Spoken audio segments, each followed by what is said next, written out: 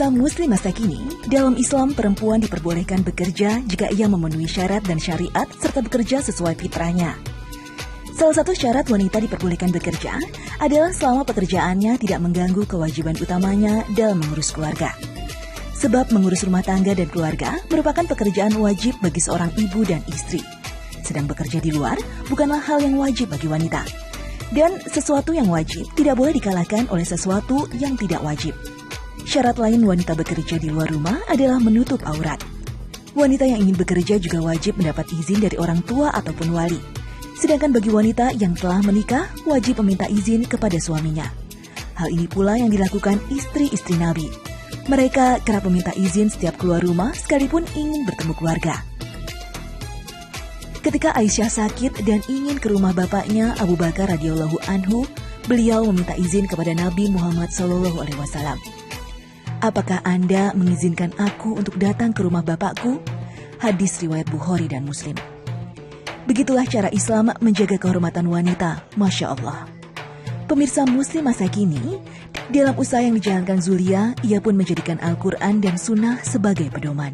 Maka tak heran jika Zulia memantapkan diri untuk hanya menerima pegawai wanita di tempat usahanya. Dan semuanya harus menggunakan hijab. Setiap karyawan juga diwajibkan untuk membawa surat izin bekerja dari pihak keluarga, agar tidak ada mudarat dan fitnah di dalam menjalankan pekerjaan. Masya Allah, Mbak Zul. Tadi saya udah samperin ke kantornya, nggak taunya udah ada di gudangnya lagi aja. Iya nih Mbak. Ini lagi apa nih kalau sekarang nih? Aku lagi packing nih Mbak. Ada alhamdulillah dapat kiriman reseller di Cipinang. Jadi ini lagi disiap-siapin dulu. Oh gitu. Biasanya emang kalau sekali ngirim tuh berapa sih? Biasanya sih kalau reseller yang udah langganan itu 100 sampai 200 piece lah paling sedikit. Ini juga ada kebetulan ada kiriman nih 400 piece untuk ke daerah Bintaro. Jadi sekalian aja kita kirim nih, ada 600 kiriman hari ini. Alhamdulillah. Ini kalau kayak gitu aku bantuin aja ya. Boleh, kalau nggak capek. Enggak dong. Lumayan berat soalnya loh Mbak ini nuruninnya nanti. Ini Masya Allahnya ya, jadi kalau misalnya di sini itu, kalau kita lihat sebenarnya Bazul itu nggak cuma pengusaha sendiri, tapi juga karyawan-karyawannya semuanya rata-rata hampir semuanya perempuan. Jadi jualannya pakai syariat Islam, tata aturan semuanya juga dijalani di sini kita bisa jadi Amin. Mana lagi yang harus diangkat? Udah selesai sama ini. Nih, ayo. Berat loh Mbak Ren. Enggak apa-apa dong. Wanita strong ya. Di troli itu aja yang ini. Soalnya ini udah kebesaran. Oke. Insya Allah.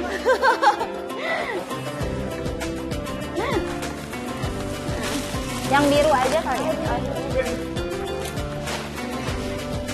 Yang ini tuker aja Mbak. Oh gitu. Enggak, biar yang putih nih. Maaf. Dah. Terus kita dorong. Ya, kita turunin ke bawah karena kita pesan Grab car-nya di pos. Oke, baiklah. Bismillah, yuk. Bismillah.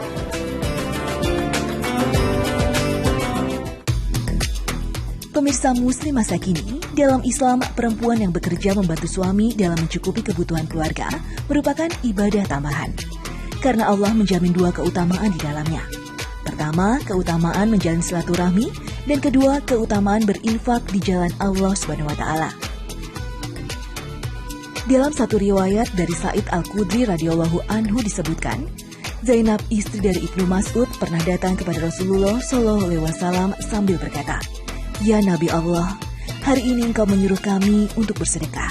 Kebetulan aku punya perhiasan. Aku ingin menyedekahkan perhiasan ini. Tapi suamiku Ibnu Mas'ud mengklaim bahwa dia dan anak-anaknya lebih berhak menerima sedekah dariku." Rasulullah SAW pun bersabda, "Benar apa yang dikatakan Ibnu Mas'ud. Suamimu dan anakmu lebih berhak mendapatkan sedekahmu itu." Hadis riwayat Bukhari. Islam sendiri telah mengatur mengenai permasalahan harta, di mana harta istri adalah hartanya. Begitu juga dengan harta suami adalah miliknya. Akan tetapi, suami memiliki kewajiban untuk menafkahi keluarga. Maka harta suami wajib diberikan kepada istri dan anak untuk memenuhi kehidupan sehari-hari. Dan sebagai istri, ada kewajiban lain yang juga harus ditunaikan. Sebagai seorang pengusaha wanita, Zulia paham betul, kodratnya sebagai istri tidak boleh tergadai. Jadi meski sibuk dengan usahanya, ia tetap menomorsatukan keluarga.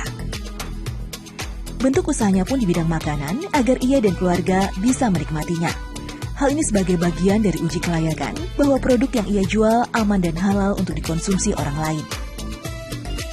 Produk yang ia jual pun tak sekedar makanan ringan.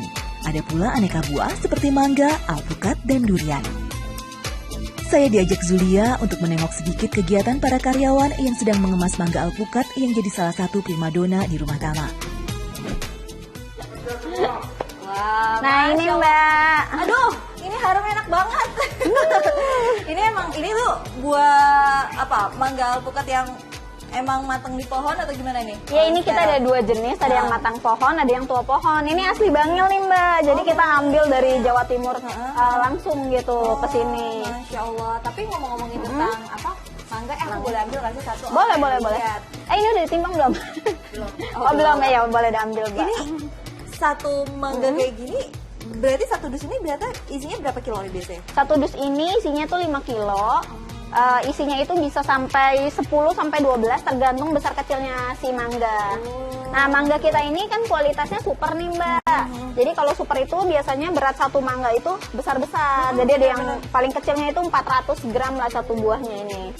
Jadi ya lumayan besar-besar. Nah, ngomongin tentang apa? Ini kan sebenarnya berarti nggak cuma ngambil dari Jakarta, tadi ngambil dari Bangil dan sebenarnya ada beberapa daerah lainnya kan yang bisa ngambil. Kenapa sih gitu? Ada kenapa harus misalkan ini sebenarnya sedikit hal yang merepotkan gitu sampai di luar Jakarta, tapi kenapa alasannya? Yang pertama, ini salah satu ikhtiar kita untuk mensejahterakan petani-petani mangga ya Mbak. Karena memang ada beberapa teman-teman juga petani yang langsung ngechat saya minta bantuin buang mangganya dalam tanda kutip. Minta dijualin lah, minta bantu jualin karena mereka lagi panen, mereka punya pasokan banyak tapi nggak bisa jual dan akhirnya ya udah kita bantu aja gitu. Sekaligus ya mensejahterakan petani juga gitu. Kan jadi kalau misalnya kita bisa membantu, insya Allah itu juga sebenarnya bernilai pahala kan. Betul. Apapun bentuknya yang penting niatnya dalam kebaikan. Betul, jadi wasilah kan Mbak, kita jadi jalan kebaikan buat mereka juga gitu. Nah ini, itu ada yang gede banget, mau dong. Iya, lihat deh, yang saya pegang ini aja, ini udah lumayan gede, ternyata ini udah lebih besar. Gede banget ini super. Ini jumbo nih, super Ini jumbo. Ngomongin tentang apa? Ini kan mangga alpukat ini salah satu mangga yang ngehits banget nih kalau lagi di musimnya. Masalah harga, gimana? Untuk harga kita alhamdulillah insya Allah kompetitif ya Mbak. Kalau dibandingin sama kualitas kita sih sebenarnya kalau untuk masalah harga jauh lebih murah gitu. Karena kalau lihat kualitas, tapi kan nggak bisa kita bandingin apple to apple sama mangga lain gitu. Jadi memang ada sisi orang customer harus tahu kualitas juga gitu. Jadi ada harga, ada kualitas pastinya. Oke. Ini tapi kalau ngomongin nentuin harga kan biasanya kalau di Islam secara benar itu kan kita harus ngasih tahu nih harga asli kitanya berapa. Mbak Zul tuh melakukan itu nggak sih? Nah kalau untuk harga sendiri sebenarnya kalau secara Islam itu kan yang penting redo sama ridho juga kan Mbak, ada unsur seperti itu. Jadi kita sendiri nggak zolim sama pembeli, yang penting yang pertama itu kita nggak zolim sama pembeli, kita tidak menetapkan untung sebesar-besarnya, ya normal dan wajar lah, secara syariat Islam masih diperbolehkan gitu. Masya Allah. Nih ngomong-ngomong saya boleh nggak ya kalau ini ambil 2? Mumpung ada penjual ya gitu, siapa tahu redo. Saya mau cobain nih soalnya. Boleh Mbak, boleh ya? banget, boleh. Karena tadi kan kita udah dicicipin ya, suruh cicipin, siapa tahu nanti besok beli. Masya Allah, itu dia. Karena kan tadi kan kita udah ngelihat beberapa produk, juga tadi udah ada beberapa yang saya simpen, saya mau masak gitu kan.